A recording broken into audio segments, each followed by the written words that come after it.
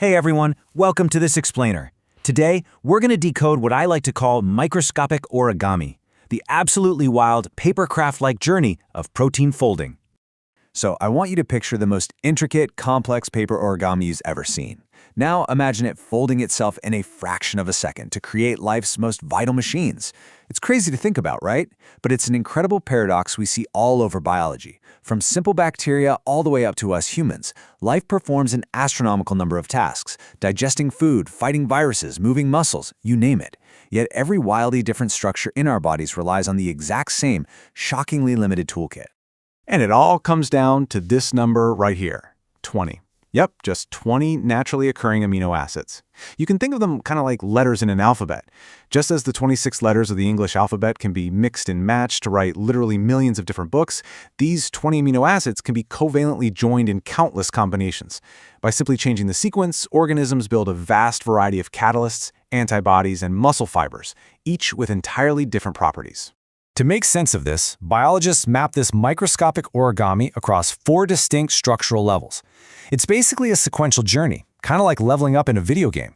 You start with a simple, one-dimensional blueprint and level up, step by step, all the way to a fully operational, complex, multi-part machine. And every single protein has to go through these phases to actually function.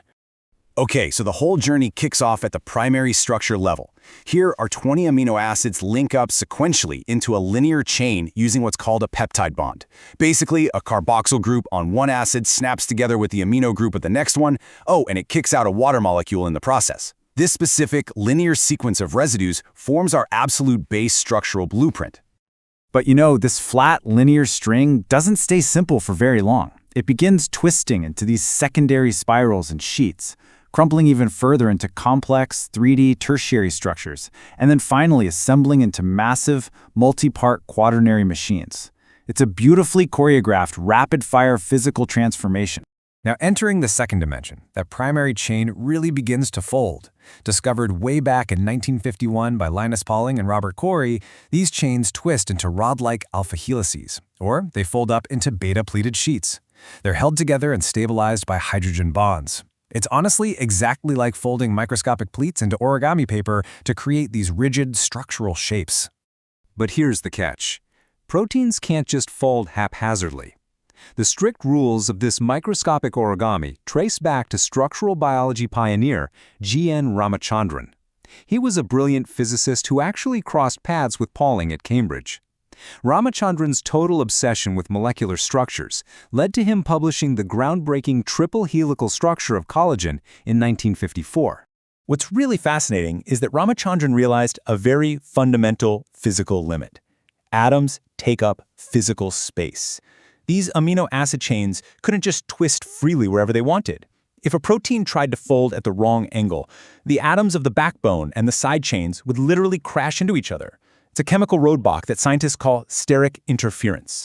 So to solve this puzzle, in 1963, he developed the Ramachandran plot. By analyzing specific rotational angles, which are represented by phi and psi, he mathematically mapped out the exact permitted angles that actually allow successful folding. It's essentially the ultimate mathematical instruction manual that our biological origami absolutely must follow to avoid an atomic traffic jam.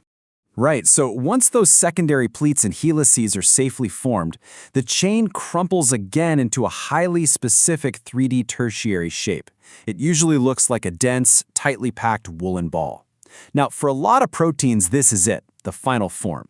But for larger tasks, multiple of these 3D subunits will actually join forces, linking together to create a massive quaternary structure. A perfect masterpiece of this final architectural level is adult human hemoglobin, the protein that transports oxygen in your blood. Hemoglobin doesn't work alone. It flawlessly aligns 4 distinct subunits, 2 alpha types and 2 beta types. It stabilizes them with hydrogen and ionic bonds, turning separate folded pieces into one incredibly cohesive, functional engine. To really wrap our heads around the sheer physical stress happening inside ourselves at these microscopic levels, just imagine twisting a rubber band. At first, it forms tiny coils, right? But twist it even further, and those coils violently fold over themselves into a tight knot. This phenomenon, called supercoiling, perfectly illustrates the incredible physical tension and architectural compacting required to make life function, especially when you're cramming massive DNA genomes into tiny spaces. Now, All of this complex, tightly coiled, perfectly angled folding, it has one ultimate purpose: function. For enzymes acting as catalysts, the folding creates specific architectural features, like an active site. This active site is a precisely shaped cleft or pocket, basically acting like a custom-made lock, just waiting to catch a very specific molecule, the substrate. It binds to it temporarily to convert it into a brand new product. Without that exact 3D fold, the pocket completely vanishes and the machine stops working. Since the exact sequence of this intricate origami is ultimately dictated by a unidirectional blueprint, our DNA, it leaves us with a pretty terrifying thought. We've seen how incredibly precise and physically constrained this folding process must be.